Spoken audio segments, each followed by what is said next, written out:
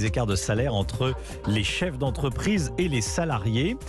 Oxfam France, qui est dirigé par l'ancienne élue écologiste Cécile Duflot, publie un rapport aujourd'hui. L'ONG s'est penchée sur les salaires des différents acteurs des 100 plus grandes entreprises françaises. Baptiste Morin, de quoi s'aperçoit-on et de quoi s'aperçoit Oxfam ? Oxfam s'aperçoit que les PDG sont 97 fois plus rémunérés que leurs salariés, 97 fois plus aujourd'hui lorsque c'était 64 fois plus il y a 10 ans. Ça s'explique par les différentes dynamiques. En 10 ans, la rémunération de ces patrons a augmenté 3 fois plus vite que celle de leurs salariés, avec un top 3 qui exacerbe un peu plus encore ces inégalités. Le PDG de Téléperformance, Daniel Julien, qui gagnait en 2021 près de 1500 fois plus que ses salariés. Le PDG de Stellantis, Carlo Tavares, qui lui gagnait en 2021 plus de 1100 fois ce que gagnaient en moyenne ses salariés. Ou encore le PDG de Dassault Systèmes, Bernard Charles, près de 400 fois plus que ce que gagnaient en tout cas en 2021 ses salariés. Cela étant dit, il y a une limite de taille dans ces calculs.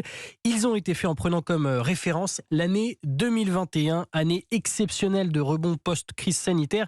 Écoutez Hervé Joly, il est chercheur au CNRS, spécialiste de l'histoire des entreprises et des entrepreneurs. Dans le cas de Carlos Tavares, il a une rémunération tout à fait exceptionnelle. En 2021, il a une sorte de prime exceptionnelle. Son salaire habituel est plutôt de l'ordre de 15 millions d'euros par an, ce qui est déjà énorme. Mais en tout cas, c'est pas 66. Et quand on s'en sert pour calculer une moyenne, évidemment, quand vous en avez 1 sur 40 qui gagne 66 millions d'euros, alors que les autres en gagnent quelques millions, ça fait forcément exploser la moyenne.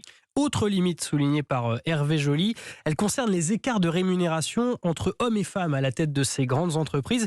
Les récentes successions à la tête des sociétés du CAC 40 montrent plutôt des écarts en faveur des femmes récemment nommées. Merci beaucoup Baptiste.